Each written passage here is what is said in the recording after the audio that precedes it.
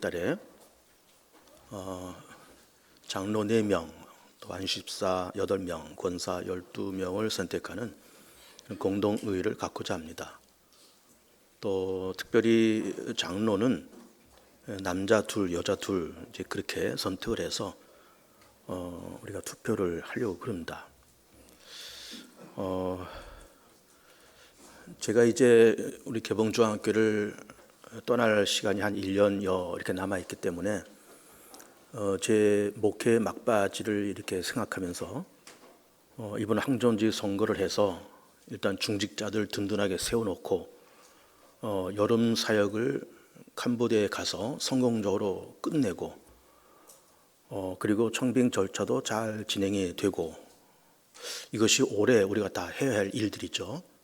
그렇게 다 성공적으로 한 다음에 저는 내년에 이렇게 떠나면 모든 것이 다 안정된 속에서 교회가 잘 운영될 거다 이렇게 생각을 합니다. 그래서 이번 6월에 있을 이 공동의회는 사실은 굉장히 중요한 그런 공동의회가 될 거고 우리 교우들이 생각을 잘 하셔서 참 신실하고 좋은 그런 장로님들 또 안수집사, 권사를 선택해서 그렇게 세워 주셔야 됩니다.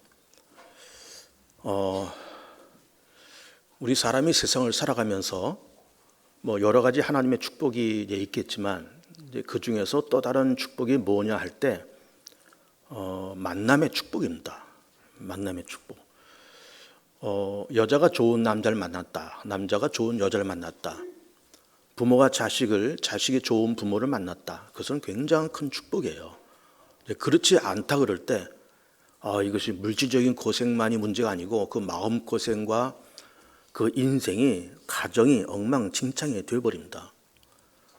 예를 들면 어느 남자가 여자를 만날 때 참 사람이 진실되고 그리고 참 가정적이고 그리고 또 중심이 있는 이제 그런 여인을 만나서 이제 가정을 꾸리면 참 좋을 텐데 이게 좀 허접한 여인을 만나서 겉으로 겉돌고 돈이나 헤프게 쓰고 바깥으로 겉돌고 그런 여자를 만나서 이제 살면 이거는 뭐 경제적인 문제뿐만이 아니고 그냥 가정이 이제 파탄 나는 거예요. 굉장히 마음고생, 물질고생을 이제 해야 되는 겁니다. 뭐 여자가 남자를 만날 때도 마찬가지 참 경제적으로도 능력이 있을 뿐만 아니라 사람이 참 진실되고 중심이 있고 그리고 가정적인 이제 그런 남자를 만나서 이제 살면 참 인생이 행복한데 그렇지 않고 엉뚱한 남자 만나서 바깥으로 겉돌고 돈이나 쓰고 사람 구실 못하는 그런 남자를 만나서 이제 살다 보면 참 이게 눈물로 세월을 이제 보내야 되는 거예요.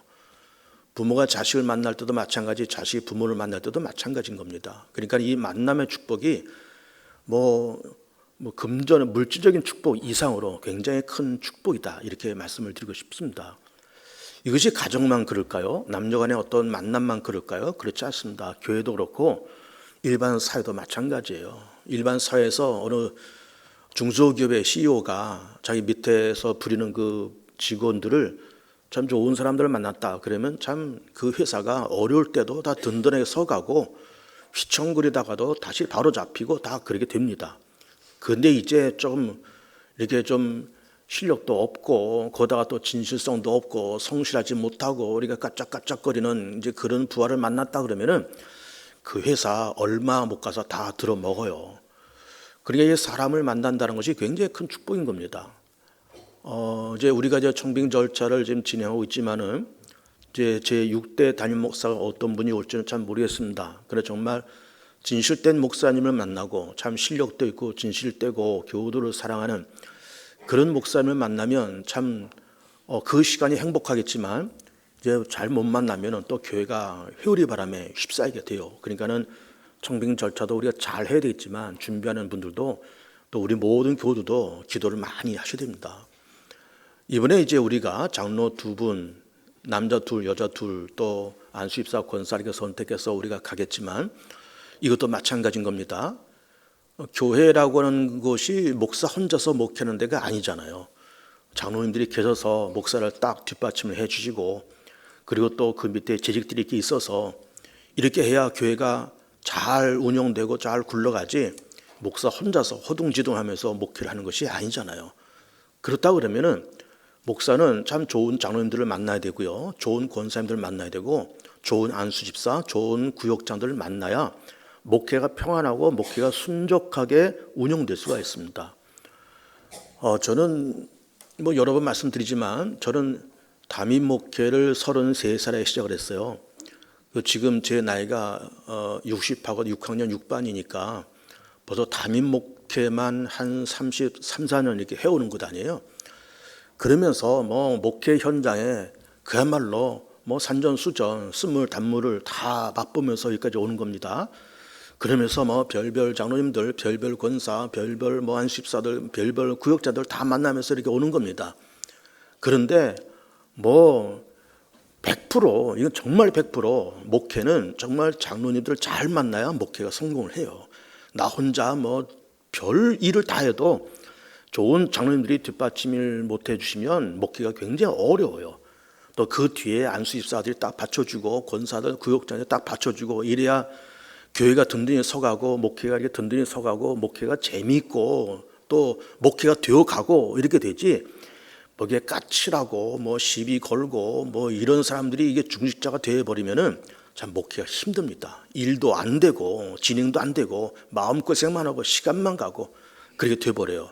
그래서 참 목사도 참 좋은 장로들을 만난다, 그리고 좋은 권사, 집사, 좋은 구역장을 만난다는 것은 굉장히 행복한 것이고, 그렇게 돼야 교회가 안정되게 갈 수 있고 목회도 편안하게 이렇게 갈 수가 있어요. 그래서 여러분들이 이제 다다음 달에 있을 이 항전의 선거를 여러분들이 굉장히 비중 있게 생각하셔야 되고, 정말 좋은 장로님들을 뽑아주시고 좋은 집사, 권사들을 뽑아주셔야 되는 겁니다. 그런데 이제 항전의 선거를 이제 얼마 안 있다 우리가 할 텐데, 그러면서 직원들을 뽑는 일을 하면서 거기에 적절하게 해당되는 성경 구절이 어딘가 하면은 이 사도행전 6장 말씀이에요. 이 사도행전 6장에서는 이제 초대교회가 7 집사를 세워서 그들에게 일을 맡기고 사도들은 기도하고 말씀 전하는 일에만 전무했다, 그 말씀인 겁니다.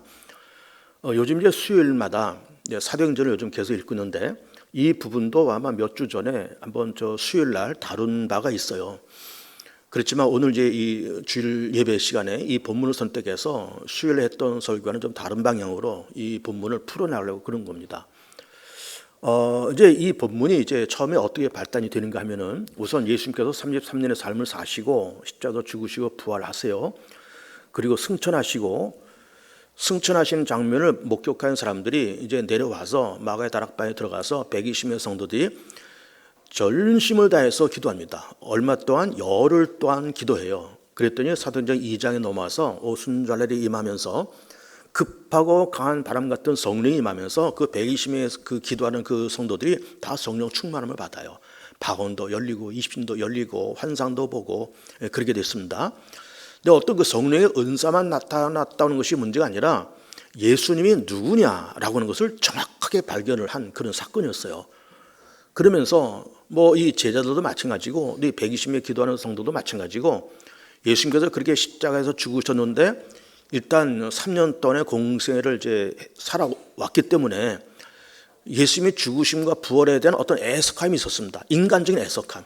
그분이 떠났다, 예수님이 떠났다, 죽으셨다, 부활을 하셨지만 승천하셨다, 예수님이 떠난 것에 대한 애석함이 있었습니다. 그런데 열흘 동안에 전심을 다해서 기도하고 성령 받고 보니까 애석한 것은 둘째치고 예수님이 누구시라고 하는 것을 분명하게 알게 되었고, 그 예수님이 왜 십자가에서 죽으셨는가라고 하는 것을 분명하게 알게 되었던 거예요. 그렇게 예수님께서 십자가에 죽으신 것은 뭐 이렇게 가룟 유다가 배신하고 빌라도가 이렇게 사형재판 내리고 뭐 이렇게 저렇게 하면서 어떤 정치적인 어떤 헤게모니에 빠져서 이게 죽으신 거다라고 아마 생각을 했을 수도 있어요. 제자들도 마찬가지, 120명 성도 마찬가지, 그렇게 죽으신 것을 생각하고 인간적인 애석함이 있었습니다. 그런데 성령 받고 나 보니까 예수님께서 그렇게 죽으셨지만, 물론 겉으로 드러난 것은 그렇게 죽으셨지만 우리 인간의 허물과 죄를 담당하시고 십자가로 죽으신 사건이고, 예수님 그렇게 죽으심을 통해서 우리 죄 문제가 해결되고 부활 승천하시면서 죽음의 문제가 정리되고 사단의 문제가 정리되면서 우리가 그 예수님을 통해서 하나님께로 가고 예수님을 통해서 죄 사함 받고 그리고 예수님의 십자가 사건은 우리의 죄 문제를 정리하고 우리의 죄 가운데서 건지시는 그런 역사였다고 하는 것을 이제 알게 되었던 거죠.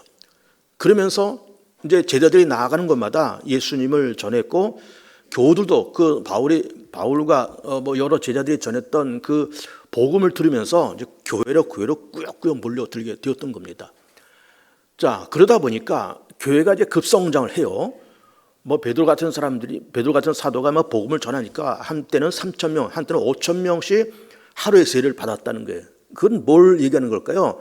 한 번에 3,000명이 등록했다는 거예요. 한 번에 5,000명이 등록했다는 거예요. 여러분, 우리 개봉중앙교회가 한 주에 3,000명 등록하고 5,000명 등록해서 이렇게 교회에 오게 되면 참 좋기는 하지만 수용할 만한 능력이 안 돼요. 우리 개봉중앙교회가. 그러니까 이 초대교회가 얼마나 급성장한 교회입니까? 막 3,000명, 5,000명이 하루에 막 세례받고 등록을 하니까. 그러니까 교회가 엄청나게 부흥을 한 겁니다. 막 앉을 자리가 없어서 막 늘리고, 그리고 막 마당에서 모이고 막 그렇게 했던 것 같아요. 그래서 막 예수님을 믿는 것이 너무 감사하고 즐겁고, 예수님을 통해서 죄사함 받았고, 예수님을 통해서 하나님의 자녀가 되고, 예수님을 통해서 천국 백성이 되었다는 그 기쁨으로 교회가 급성장을 하게 된 겁니다. 그러다 보니까 교회가 뭐 이 사람 저 사람들이 다 몰려오다 보니까는 어떤 사람들이 왔는가 하면은 좀 가난하고 힘든 사람들까지 몰려들게 됐어요. 우리가 이제 구약 성경을 보면은 이 히브리 사회에서 특별히 보호해야 될 세 부류의 사람들이 등장합니다. 그 사람들이 누군가 하면은 객과 고아와 과부예요. 객은 이방 사람들 얘기하는 것이고, 고아는 뭐 우리가 아는 것처럼 고아고, 과부들은 이제 남편을 잃은 사람들이 과부잖아요. 이 객과 고아와 과부 세 종의 사람들을 특별히 그 히브리 사회 공동체에서 관리하고 보호해야 될 책임이 있었던 거예요. 그런데 이제 이 초대교회에 정말로 객과 고아와 과부들이 이렇게 몰려들게 된 겁니다. 그러다 보니까 우리가 본문을 보니까는 이렇게 이 초대교회가 급성장을 하면서 헬라파 유대인들이 히브리파 유대인들을 원망했다, 이런 말이 나와요. 매일 구제에 빠짐으로 원망했다, 이런 말이 나와요. 이게 무슨 말일까? 헬라파 유대는 누구고 히브리파 유대는 누굴까? 이걸 우리가 정리를 좀 해야 됩니다. 히브리라고 하는 말은 이건 유대인들 히브리인이라고 그러는 거예요. 그러니까 히브리인, 유대인, 이스라엘 사람 다 똑같은 말이에요. 여기 히브리 사람이라는 거는 이제 이 사람들이 그 가나안 땅에서 태어나서 거기서 일평생을 살면서 히브리 문화에 젖고 히브리 말을 하는 그런 사람들이 이제 히브리파 그 유대인들이죠. 이 사람들 그야말로 토백이 유대인들인 겁니다. 근데 이제 헬라파 유대인도 있었다는 거예요. 그 헬라라는 말이 뭘까? 헬라는 그리스를 얘기하는 겁니다. 그리스라 그러기도 하고 헬라라 그러기도 하고 히랍이라 그러기도 하고 그렇게 얘기를 해요. 다 똑같은 말인 겁니다. 근데 헬라 말을 쓰는 유대인들이 있었다는 거죠. 이 사람들은 왜 헬라 말을 썼을까? 태어나기는 이제 그 가나안 땅에서 태어났지만 뭐 이러저러한 일로 이제 나라를 떠나서 외국으로 이렇게 다니는 겁니다. 외국으로 다니다 보니까는 외국어를 이제 배우게 된 거예요. 헬라 말을 배우게 된 겁니다. 그래 이제 예수님 당시나 이 사도 시대에 그때의 정치 지형이 어떻게 됐는가 하면 로마가 세계를 지배하고 있었던 때잖아요. 그래서 로마 나라의 공용어, 로마 나라의 공식어는 라틴어죠. 공식어는 라틴어고, 그리고 그 당시에 문화적인 언어는 헬라어였습니다. 그러니까는 정치적이고 또 로마의 공용어는 라틴어, 문화적으로는 헬라어, 또 히브리 사람들은 또 히브리 그 본토에서 히브리말을 쓰고 여러 언어들이 있었던 겁니다. 그런데 이만저만해서 이 가나안 땅을 떠나서 외국 생활을 오래 했던 사람들이 이 가나안 땅으로 돌아온 거예요. 돌아오다 보니까는 히브리 말을 잘 못하고 오랜 동안 못 썼으니까 히브리 말을 잃어버리고 이제 헬라 말을 썼던 겁니다. 교회 안에서 헬라 말 쓰는 사람, 히브리 말 쓰는 사람들이 막 이게 막 복잡하게 있었다, 이런 얘기예요. 그러다 보니까는 이 사람은 헬라파 유대인, 이 사람은 히브리파 유대인, 이렇게 갈라졌던 겁니다. 우리 교회도 조선족 가정들이 꽤 있습니다. 여러 가정이 있는데 그분들이 저 중국에서 살다가 이렇게 뭐 취업을 위해서든지 아니면 무슨 국제 결혼을 통해서 우리 한국으로 오잖아요. 그래서 우리 교회도 조선족들이 꽤 계신데 그분들이 말하는 걸 보면 분명히 혈통적으로 우리 한국 사람들 있잖아요. 그러나 국적은 이제 중국 국적을 갖고 있었고 뭐 이렇게 귀한 분도 이제 계시겠지만, 그런데 이제 그 말씨가 우리 이제 남한 말과는 상당히 다르습니다. 뭐 알아듣기는 한데 뭔가 좀 억양이 좀 어색해요. 약간 이북 사투리 같은 그런 말을 씁니다, 이 조선족들이. 그래 이제 이 초대교회 안에도 뭐 이렇게 히브리말 쓰는 사람, 헬라말 쓰는 사람 이렇게만 모여서 물론 혈통적으로는 다 아브라함의 자손들이지만은 모였다 그 말이에요. 그러다 보니까는 객과 고아와 가부도 있으면서 교회에서 구제 사업을 해야 되잖아요. 그래서 교회에서 구제 사업을 한 것 같아요. 우리 교회도 뭐 토요일 날 쌀 나눔 하고 또 그 전에 목요일 날에는 무료 급식도 하고 다 그랬잖아요. 그렇다면 이 초대교회도 그런 구제 사역을 많이 했던 것 같아요. 그런데 그러다 보니까는 이제 팔이 안으로 굽는다고 이제 이걸 구제 사역하는 이제 이 현장에서 일하는 이 사람들이 뭐 이렇게 쌀도 나누고 뭣도 나누기 하다가 제일 먼저 누구를 먼저 챙겼을까요? 히브리파 사람들을 먼저 챙긴 거예요. 그리고 헬라파 사람들은 조금 이 사람들은 안 준 건 아닌데 구제를 안 한 건 아닌데 조금 뒷자리로 물러섰던 겁니다.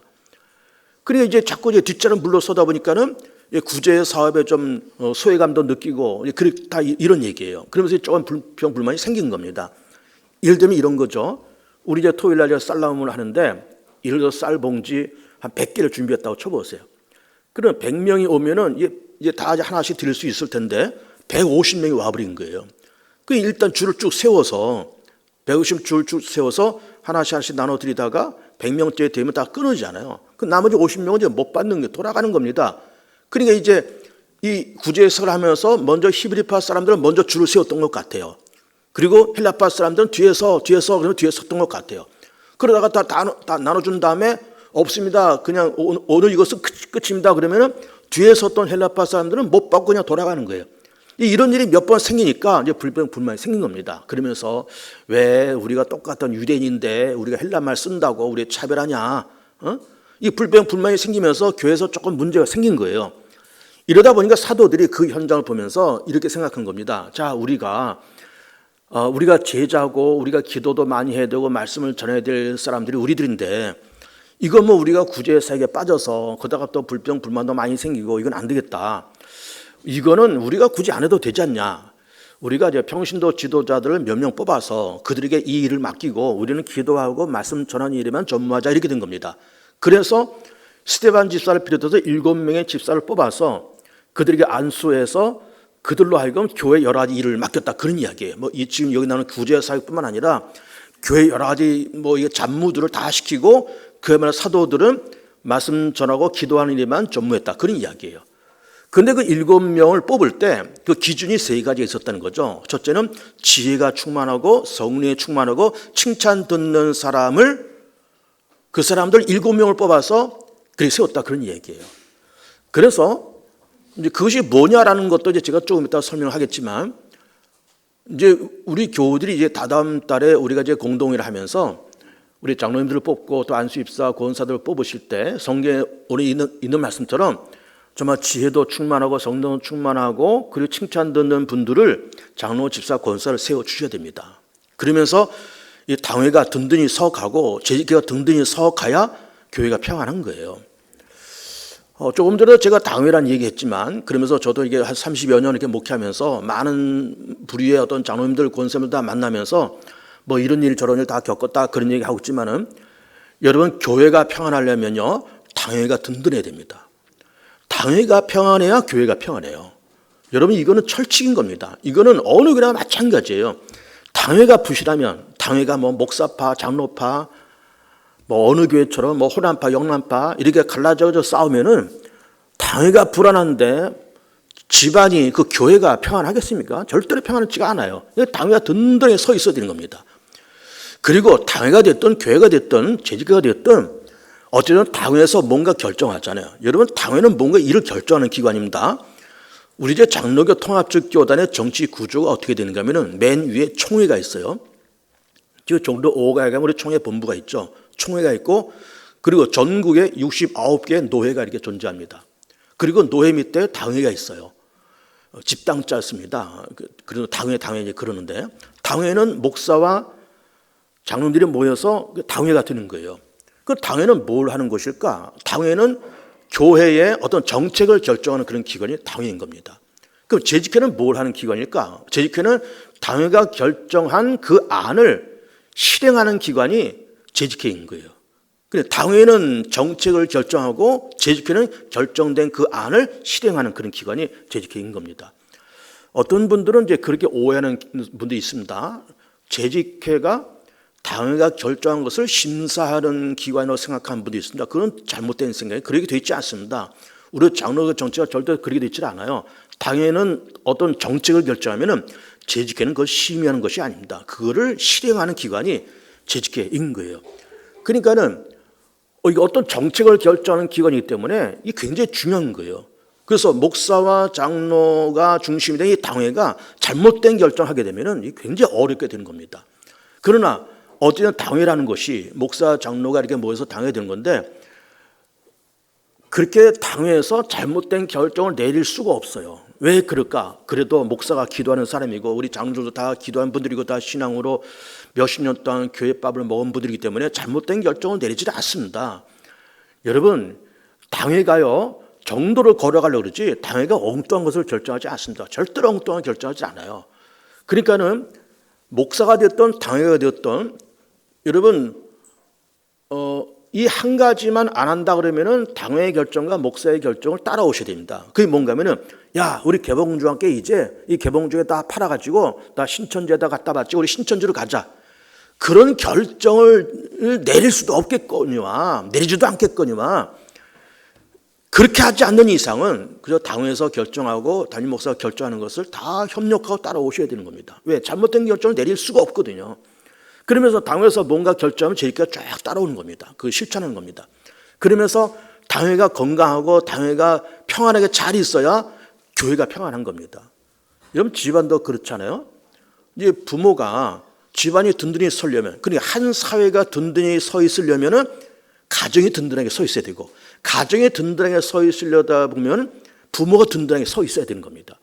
그러니까는 부모가 이렇게 서로 어쨌든 서로 사랑하고 서로 뜻을 같이 해서 가정을 평안하게 행복하게 재미있게 이렇게 가정을 꾸려나가야 아이들이 그 속에서 평안한 마음을 갖고 뭐 교회를 다녀도 평안하게 다니고 학교를 다녀도 평안하게 다니지 늘 그 부모가 투닥거리고 싸우고 남자는 남자들 겉돌고 여자는 여자들 겉돌고 그렇게 이게 싸움박질하는 집안내라 그러면은 거기서 아이들이 평안하게 학교를 다니고 평안하게 교회를 다니고 그렇게 할 수 있을까요? 절대로 못합니다. 그러니까는 부모가 이게 건강하게 평안하게 잘 서 있어야 가정이 평안하듯이 교회도 당회가 평안하게 잘 서 있어야 교회가 평안하게 든든하게 잘 갈 수가 있는 겁니다. 그러니까는 장로님들이 좋은 분들이 이렇게 오셔야 되는 겁니다. 정말 좋은 분들이에요. 그리고 이제 이번에 여자 장로를 우리가 뽑잖아요. 아마 우리 개봉중학교 역사 50여 년 가운데 처음 있는 일일 것 같아요. 여자 장로를 뽑자는 의견이 수년 전부터 있었습니다. 그리고 이미 다른 교회에서는 여자 장로를 많이 뽑아요. 여자 장로를 뽑은 교회에서 이구동서하는 말이 뭔가 하면 야 여자 장로가 있으니까는 당회가 조용해지더라는 거예요. 조용해지고 편해지더라는 겁니다. 싸우지도 않고. 그래서 우리 교회도 이제 여자 장로를 뽑고 이제 그렇게 할 텐데 또 교회는 남자보다 여자들이 더 많잖아요. 여자분들이 최소 60% 내지 70%가 여성들이잖아요. 그 남성들이 한 30% 이렇게 되는 겁니다. 그러니까는 여자를 대변할 수 있는 여성 장로가 분명히 필요합니다. 그렇게 해서 여러분들이 여성 장로를 뽑아 주셔야 되는 겁니다. 그래서 이제 장로, 집사, 권사가 이렇게 세워지면서 교회가 든든하게 세워져야 되는 건데 오늘 이제 이렇게 말씀 보면 이 초대교회에서 7집사를 뽑을 때 그 조건이 3가지로 말씀을 하는 것 아니에요. 첫째는 성령이 충만하고 지가 충만하고 그리고 칭찬받는 사람들을 장로로 뽑는다. 이렇게 말씀을 하시고 있는 겁니다. 근데 우리가 이제 교회는 목사 있고 장로가 있고 집사 있고 권사가 다 그래요. 우리가 흔히 뭐 장로님 부르고 권사님 부르는데 도대체 장로가 뭘 하는 분인지 권사가 뭘 하는 분인지 잘 모를 수가 있어요. 그래서 제가 오늘 설교를 준비하면서 우리 대한민국 장로의 헌법책을 들고 왔습니다. 이게 총회에서 발간한 헌법책이에요. 우리 교단 헌법책이 이렇게 두껍습니다. 이게 뭐 페이지 수로 이게 몇 페이지입니까? 뭐 한 500페이지 가까이 되는 그런 헌법책이 두툼하게 있습니다. 거기에서 장로가 무엇이고 집사가 무엇이고 권사가 무엇이라고 하는 것을 정확하게 말씀하고 계세요. 제가 그걸 읽어드릴게요. 우리 헌법책에 장로의 직무. 장로는 교회의 택함을 받고 치리회 회원이 되어 목사와 협력하여 행정과 권증을 관장한다. 장로는 교회 신령상 관계를 살핀다. 장로는 교인들이 교리를 오해하거나 도덕적으로 부패하지 않도록 교인을 권면한다. 장로는 권면했으나 회개하지 않는 자가 있으면 당회에 보고한다. 이게 장로님들이 해야 될 임무라고 하는 것이고, 그리고 집사는 뭘 하는 분들이 집사일까? 집사는 교회의 택함을 받고 재직회 회원이 되며 교회를 봉사하고 헌금을 수납하며 구제에 관한 일을 담당한다. 이게 집사의 사명이에요. 권사는 어떤 분일까? 권사는 교회의 택함을 받고 재직회 회원이 되며 교육자를 도와 궁핍한 자와 환난당한 교우를 신망하고 위로하며 교회의 덕을 세우기 위해 힘쓴다. 이렇게 되어 있습니다. 이것이 권사해야 될 직무다. 이렇게 우리 대한민국 장로의 헌법에 딱 못을 박아놨어요. 이렇게. 그런데 어쨌든 이거는 이제 우리 장로 집사 권사의 모습이고, 사도행전 6장에서 집사 7명을 세울 때 그 기준이 뭐라 그랬어요? 성령 충만하고 지혜가 충만하고 칭찬 듣는 사람들 7명을 뽑았다는 거잖아요. 그래서 먼저 지혜가 충만하다는 것이 뭘까? 지혜롭다는 말이 뭘까? 굉장히 지혜라는 말은 굉장히 심오한 그런 개념이에요. 이걸 뭐 철학적으로, 논리적으로, 신학적으로 지혜가 이런 거다라고 장황하게 설명할 수 있겠지만 이게 다 그리 말할 수 없고, 간단하게 이야기 좋게 말씀드린다 그러면 지혜롭다고 하는 거는 눈치 있는 재직을 얘기하는 겁니다. 눈치 있는 사람. 그러니까 우리 개봉중학교 지금 이게 필요해. 이게 필요해. 그리고 우리 개봉중학교 이런 방향으로 가야 돼. 우리 개봉중학교 문제점이 이거야. 그리고 목사님 뭘 하시고 싶어 하신 것 같아. 우리 교회가 모자란 것이 이거야. 그러면서 이 눈치 있게 이걸 알아채면서 신속하게 그 일을 메꿔갈 수 있는 그런 사람. 이게 지혜로운 사람이다. 그 말이에요. 정말 목사의 가려운 것을, 당회에 가려운 것을, 교회에 가려운 것을 찾아서 긁을 수 있는 그런 사람. 참 눈치 있게 긁을 수 있는 그런 사람이 지혜로운 사람이다라고 하는 겁니다. 우리 교회가 뭐가 필요해 지금? 그거 빨리 해야지. 우리 교회가 이것 좀 해야 돼. 이게 아직 모자라고 있어. 내가 해야지. 전도단이 모자라대. 나 전도해야지. 주방 봉사할 사람들 모자란데 그거 해야지. 밑에서 영화부 사람들이 모자란데 내가 해야지. 요즘 재정이 어렵대. 재정도 내가 감당해야지. 그러면서 교회가 지금 무엇이 문제고 무엇이 아프고 무엇이 필요한지를 눈치 있게 찾아서 이걸 할 수 있는 그런 사람이 눈치 빠른 사람이고, 그런 사람을 지혜로운 사람으로 얘기를 하고 싶습니다. 물론 다른 의미로 지혜를 여러 가지 설명할 수 있겠지만, 일단 우리가 오늘 이 현장에서, 이 본문에서 다다음 달에 우리가 공동회를 앞두고 정말 지혜롭다는 것은 그런 사람들이 지혜로운 사람이라고 얘기를 할 수 있더라, 그런 얘기예요. 성령에 충만하다는 것은 뭘까? 참 이것도 굉장히 방대한 주제예요. 성령 충만하다는 것도. 근데 그것도 딱 잘라서 성령 충만하다고 하는 것은 하나님의 흐름을 읽을 수 있는 그런 사람. 하나님의 흐름. 하나님이 개봉주안을 해서 이런 흐름을 갖고 계시는구나. 하나님이 우리 박정호 목사를 통해서 이런 흐름을 갖고 계시는구나. 하나님이 우리 당회와 재직회와 여러 성도를 향해서 이런 흐름을 갖고 계시는구나 라고 하는 것을 읽을 줄 아는 사람. 이게 성령 충만한 사람이에요. 그러니까는 지혜롭다는 것은 눈치가 빠른 사람, 성령이 충만하다고 하는 것은 하나님의 흐름을 읽을 줄 아는 사람, 그런 분들이 장로님이 돼야 되고 권사 집사가 돼야 되고, 특별히 그런 분들이 장로님이 되셔야 돼요. 그런 분들이. 이거 흐름도 읽을 줄 모르고 눈치도 모르고 그냥 내가 장로네 하면서 자리나 지키고 있고 큰 소리나 뻥뻥 치고 이 사람 시험 들게 만들고 저 사람 시험 들게 만들고, 이거 곤란합니다. 목사 뭐 좀 합시다 그러면은 그걸 왜 하냐, 왜 그걸 그때 하냐, 안 된다, 아니요, 반대요, 법이요, 이렇게 따지고 들은 사람이 이 당회에 들어오면은 이 목사는 목회를 못해요. 못하고 안 되고 시간만 끌고 마음고생하고 아무것도 안 됩니다. 아무것도 안 돼요. 그러니까는 참 눈치가 빠르고 하나님의 흐름을 읽을 줄 아는 그런 분들이 특별히 장로님이 되셔야 되는 겁니다. 그리고 이제 칭찬 듣는 사람이라는 걸 얘기해요. 칭찬 듣는 사람이 뭘까? 지난주도 제가 그런 비슷한 얘기 했습니다. 나에게 다 인정받는 사람, 공적으로 인정받는 선한 행위로 공적으로 인정받는 그런 믿음, 선한 행위로 증명되는 그런 믿음, 이게 온전한 믿음이다, 그런 얘기도 지난주에 했잖아요.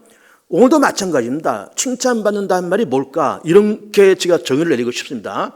칭찬받는다는 것은 직분을 맡아서 그 일을 기쁘게 할 수 있는 사람, 직분을 맡아서 그 일을 긍정적으로 할 수 있는 사람, 직분을 맡아서 그 일을 효과적으로 할 수 있는 사람, 이런 사람이 칭찬받는 사람이에요.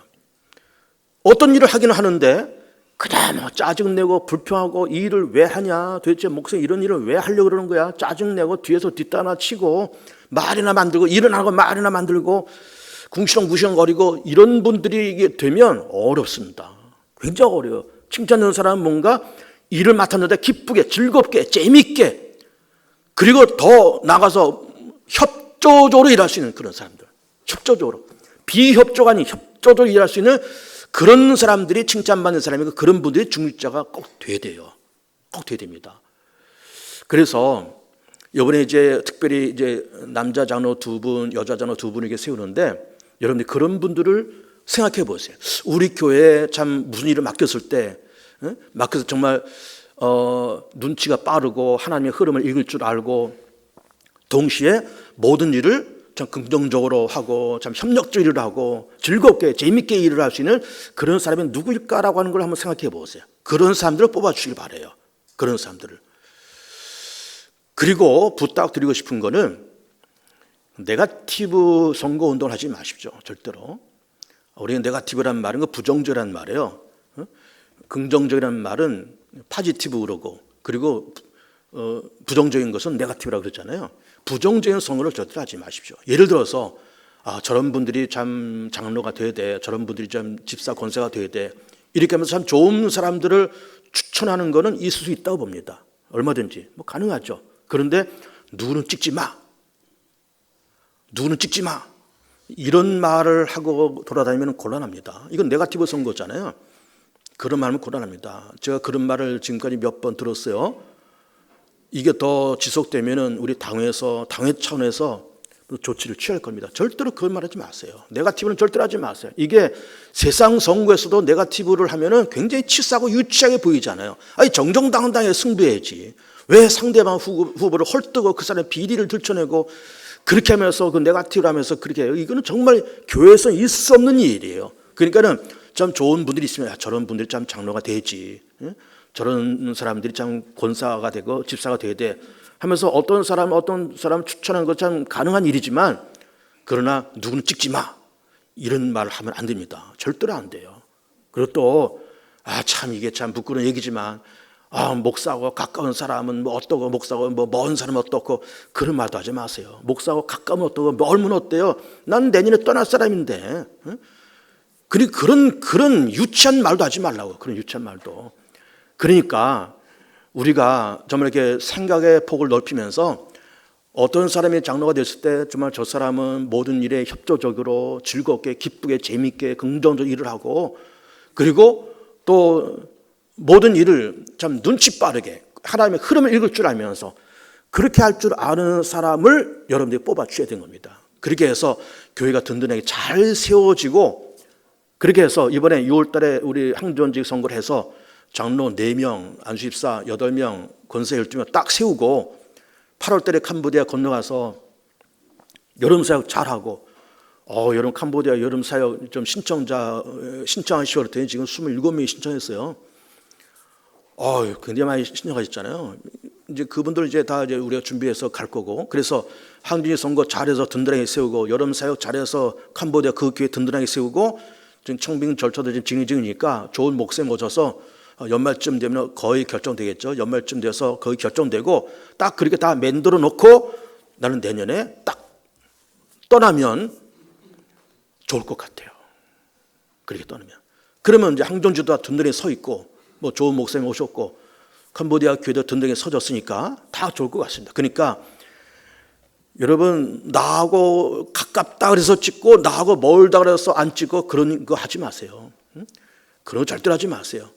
눈을 찍지 마, 그런 말도 절대로 하지 마세요. 그런 말 진짜 내 귀에 다시 한번 또 들려오면은 내가 분명히 얘기하건데 내가 가만히 있지 않겠습니다. 정말 그런 말 하지 마세요. 그리고 그래서 정말 칭찬 듣고, 그리고 눈치 빠르고 하나님의 흐름을 읽을 줄 알고 모든 일이 협조적으로 일을 하고 모든 일을 즐겁게 재미있게 협력적으로 그렇게 할 수 있는 사람들을 뽑아서 당회가 든든히 서가고, 재직가 든든히 서가고, 교회가 든든히 서가면서 내가 떠나도, 내가 어쨌든 개봉중앙교회 소식을 가끔 듣지 않겠습니까? 야, 그 교회 잘 됐대. 박목사 떠나고 아무개 목사 왔는데 더 잘 됐대. 그때 뭐 2023년도에 그때 항진 선거에서 그분도 장로, 집사, 권사 되고 충성되게 봉사하고 있대. 그런 말 우리가 들어야 되지 않겠어요? 저도 듣고 싶고 여러분 듣고 싶지 않겠습니까? 그래서 어쨌든 다 좋은 일인 겁니다. 한국의 성도도 좋은 일이고, 캄보디아 성도도 좋은 일이고, 후임자 청년회도 좋은 일이고, 다 좋은 일들이에요. 좋은 일만 있잖아요. 지금 리모델 공사도 하고 있고 다 좋은 일만 있는 겁니다. 그래서 교회가 좀 재밌어야 되죠. 뭐 눈치 보고 편가르고 뭐 시샘 내고 언제까지 우리가 그렇게 살겠습니까? 좀 재밌게 재미있는 교회. 그래서 든든한 교회. 든든하려면 뭐가 든든해야 된다고? 당회가 든든해야 돼요. 그래서 그렇게 신실한 분들 당회로 보내주셔서 당회가 든든히 서서 재미있고 든든하고 그렇게 서가는 복된 교회, 복된 당회, 복된 우리 모든 교우들 다 되시기를 축복합니다.